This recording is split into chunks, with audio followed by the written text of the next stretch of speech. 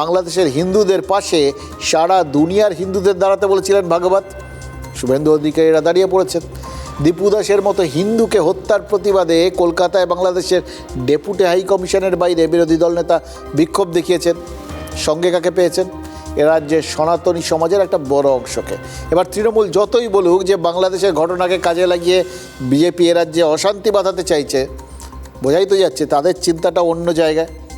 মোহন ভাগবত বলছেন এ রাজ্যের হিন্দু সমাজ যদি একত্রিত হয়, মানে যেটা তিনি ডাক দিয়েছেন, তাহলে রাজ্যের পরিস্থিতি দ্রুত পাল্টে যাবে।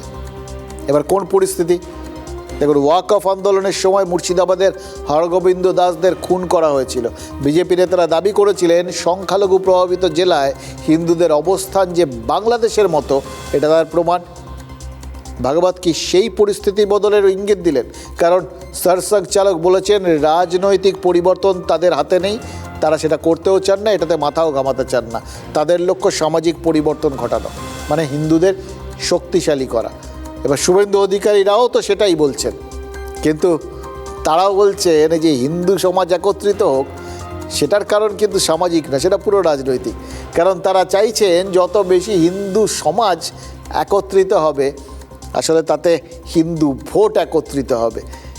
এই হিন্দু ভোটটা একত্রিত হোক এবং বিজেপিকে দিক, তাহলেই ভাগবতের ওই সামাজিক পরিবর্তন আর শুভেন্দু অধিকারীদের রাজনৈতিক পরিবর্তন সবই একসাথে হয়ে যাবে। এরকম একটা সরলীকৃত বক্তব্য তারা রাখতে শুরু করে দিয়েছেন।